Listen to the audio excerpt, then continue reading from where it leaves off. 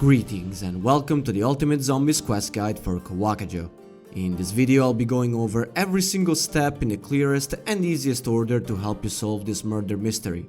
That's why I suggest to follow along exactly what I'm doing, since some items won't be available unless something else has been completed before. If you end up enjoying the guide, please leave a like or a comment. It helps out a lot, plus I read every single one of them. Starting with the loadout, any long range weapon is going to work just as good. From my personal picks, I recommend the new M34, the old reliable Voyak KT3, the M34 Novaline, which can also be purchased in the map for you cursed players, and the one I'll be using in this video, the insanely powerful Sokol 545. As always, all build codes will be in the description. For your equipment, select any tacticals of your choosing, while for lethals, impact grenades are going to be quite useful. As for the augments, the important ones are Environmentalist on PhD Flopper for the boss fight and fully equipped on Mule's Kick to facilitate one part of the quest. For a full list on the best augments to equip, I have a separate video on my channel. Once you've racked up some points in spawn, open the left door and immediately look for a hanging bell on this building in the staging area, on the beam of this collapsed stable, or near the lava pit next to the Warden wallby. Grab it and complete the first banner capture zone for the Pack-a-Punch quest. Follow the indicated waypoint on screen to locate the second holdout place and look around the same location for a Beckoning Cat figurine. It can be behind the banner on top of this barrel, on some buckets not far from Double Tap, or this crate in the prison close to Speed Cola. Recapture the second ward, but before you progress within the map, you can already collect 2 items needed for the main quest. For the first one, melee this basket in the kitchen to make a plum fall on the ground, jump on it 3 times to squash it down to its pit and then pick it up. Next, head to the flower garden and collect this bud growing not too far from the broken bridge. Proceed to the Shogun's castle, defeat all the zombie guards and plant a sprout in this vase near the exfil booth. Once you're inside the mansion, look for a puppet which can be on the floor in this hallway nearby PhD Flopper, on a desk facing the MK78 wallby, or to the left of the stairs in the workshop.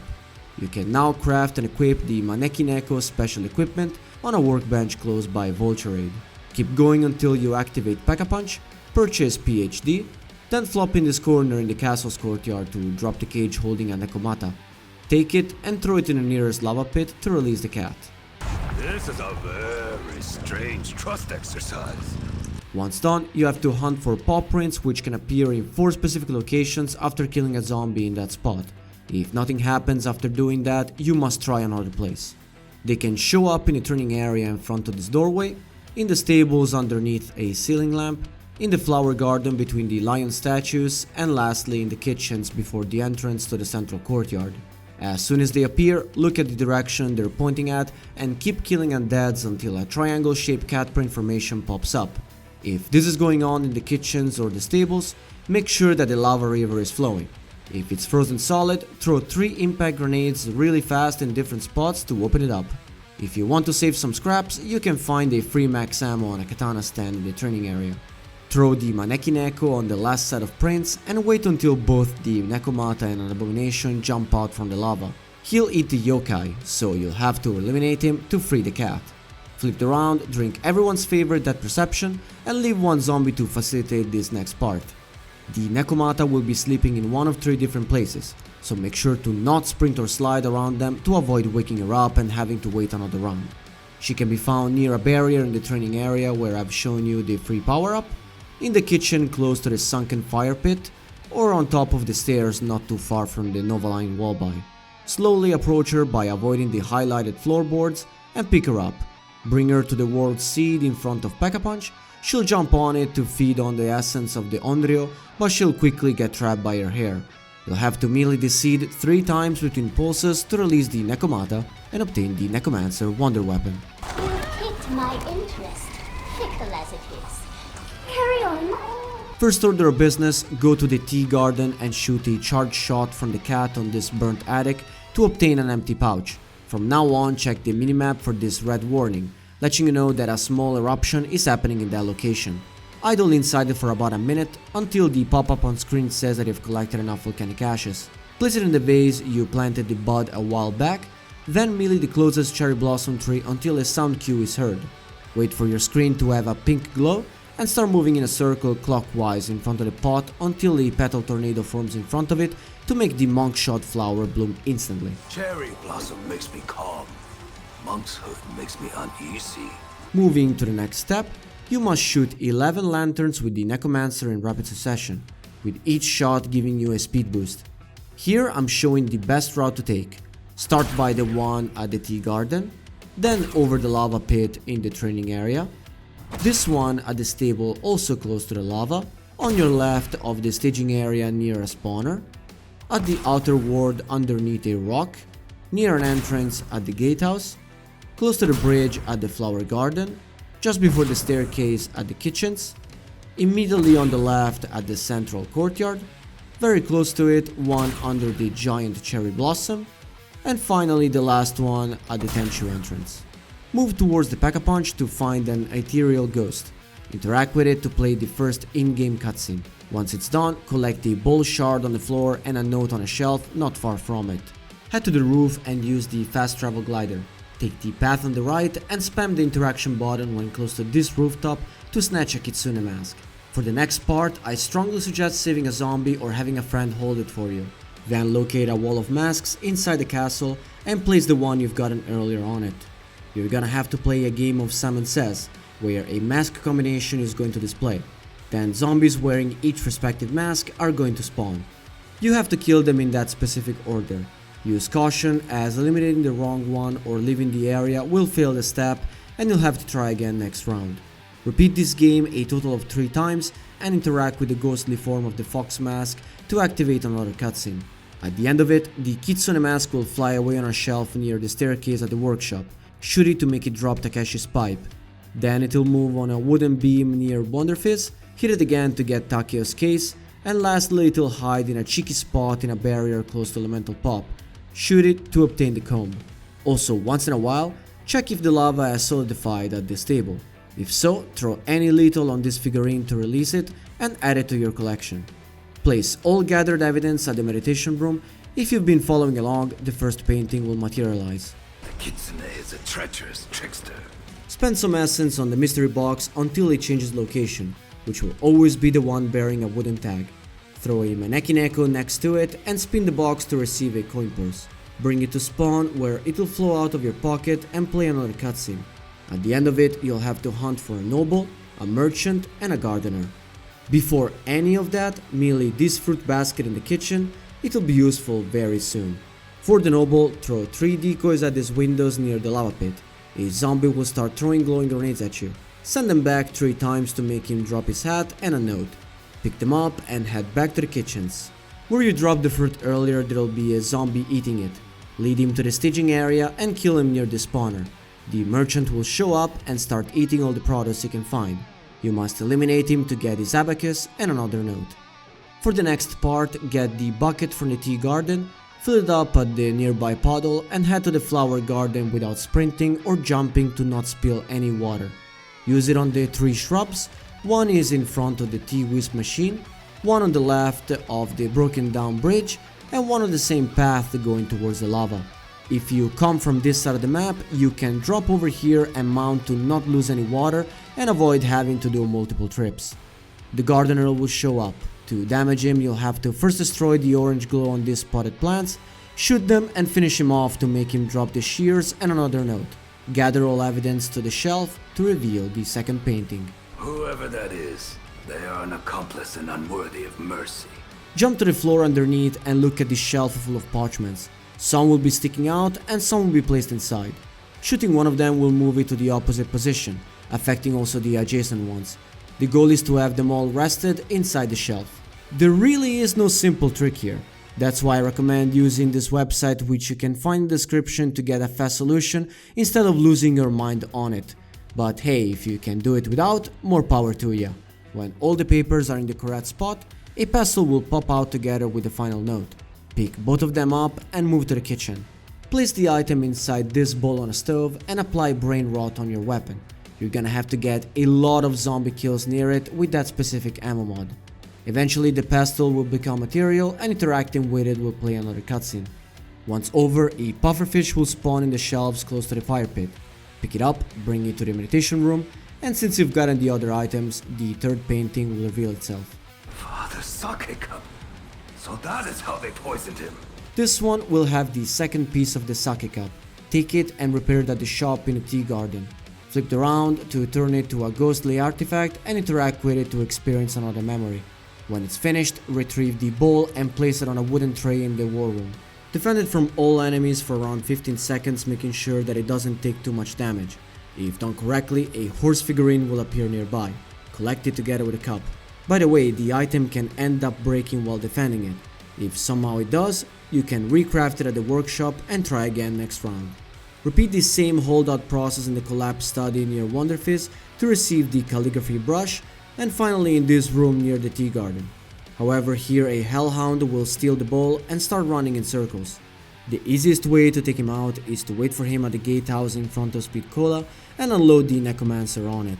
Get the tea whisk from the ground and put it together with the rest of the evidence for the fourth painting. The room where his fate was unknowingly sealed.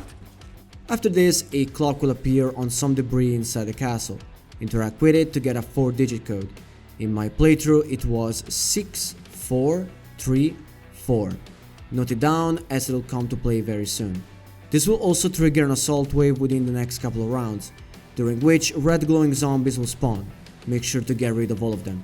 For the next step, locate the 4 Japanese numerals. They can be found in the flower garden next to the Wisp tea machine, on a destroyed stable sinking into the lava, on a wall near the giant cherry blossom tree, and on top of a burning building at spawn. Keep in mind that while these locations are always the same, the order of numerals changes every game. You'll then need to place 1 or 2 banners at each location, which can be found at the staging area. To determine which number each banner represents, simply count the number of symbols displayed on it. For example, in my code the second digit was 4, so I placed the banner with 4 symbols underneath the Japanese numeral for 2. Like I mentioned, for 1 or multiple digits from the code, you won't be able to replicate it with a single banner, so you'll need to combine 2 of them to make a higher number. For instance, my first number from the code was 6, but I didn't have a flag with 6 symbols, so I placed down a 4 and a 2. When all banners are placed in the correct positions, interact with the clock at the castle to receive the Crest Medallion and place it on the evidence shelf to reveal the final painting. Father, your death was an act of cowardice. Justice must be had. You now have all the items you need to find the culprit. However, before you lock in your accusation, you must interrogate the ghostly rifleman to know which one was the accomplice. By the way, I highly recommend turning on subtitles for this part. To find out, you have to rack up a bunch of kills using the trap at the central courtyard where the soldier will be by the small tree in front of the castle, the trap at spawn which will have him show up close to the collapsed rooftop, and lastly the trap at the flower garden where the rifleman will be behind a barrier. 2 of them will say they saw nothing on the night of the murder, while 1 of them will report either the merchant, the gardener, or the noble/courtier. Back to the meditation room, you can now start placing your evidence. Underneath the first painting, it will always be the golden comb. For the second one, if the ghostly guard mentioned the merchant, it will be the abacus. If he saw the gardener, it's the shears, and if he exposed the noble or the courtier, it's the noble's hat. To know which item you need under the third painting, read the court doctor record. If it mentions emesis and the accomplice was the noble, the item you need is the pufferfish, while if the suspect is the gardener, it's the Plum Pit instead. If the last word is paralysis and the culprit is the merchant, use the pufferfish. However, if it's the gardener, it'll be the flower. Finally, if the word on the record is plant and the associate is the merchant, use the Plum Pit. Alternatively, if it's the noble, select the flower. Here's on screen a simple graph to show which is the correct solution depending on your clues. The fourth painting is gonna be much simpler. Just look at what is displayed in the background. If it's a mountain, the item to place will be the horse figurine. If it's a bird, it's the calligraphy brush, while if it's a fish, it's gonna be the tea whisk. To close it off, the fifth and final painting will always be the Crest medallion you got from the clock. To input the time of when the shogun was poisoned on the Japanese clock, look at the time of death found on the doctor's record and how long does it take for the toxin to take effect on the very last note. For example, in my game the shogun died at the hour of the boar, while the pufferfish killed him in 1 hour, so I moved the clock's hand to the animal right before the boar. For more clarity, here's the name of all the animals present on the Wadoke. By the way, I've also left a cheat sheet in the description with it and all the info I've shown you in this video. Light up both the incense on each corner of the wall to lock in your answer, and if you've successfully cracked the case, a spirit will materialize at the center of the meditation room, float towards the word seed and lodge himself into the path of sorrow. To make the upcoming mini-boss a cakewalk, pack a punch your weapon of choice to the maximum and equip Shadow Rift to deal extra damage. Then interact with the katana to start the fight with the Onryo. If I am not to rule, I shall take your life instead. There isn't much of a gimmick to this fight, simply unload everything you've got on the HVT Oni. Her only special move is transforming into a swarm of floating masks, which can be tricky to shoot down to their erratic movement. Destroy them one by one until you eventually hit the real one, causing the Onryo to reappear. Once she's back, finish her off to lift the curse. My family has been crushed by your curse long enough on you. No more. No more, I say. Back to the map, the dragon will show up and eat the world seed, lifting up carp-shaped windsocks to let you know the final boss is now accessible. Get yourself all perks, tier 3 armor, steam shots for a quick recovery, any pistol or ray gun to get yourself up in case of a down, and a max upgraded weapon. Whenever you're fully set up, take the glider to the volcano. And now to be fully free of my curse. Before you start your fight with Nixara, take Veterion's Blessing for a good chance to receive a legendary tool, a free perk and a Pactory Crystal to upgrade a secondary weapon. Then pick up the banner and capture the zone to initiate the fight. While you're inside the blue shield, nothing can harm you, so just try your best to hit the dragon in its glowing weak spots.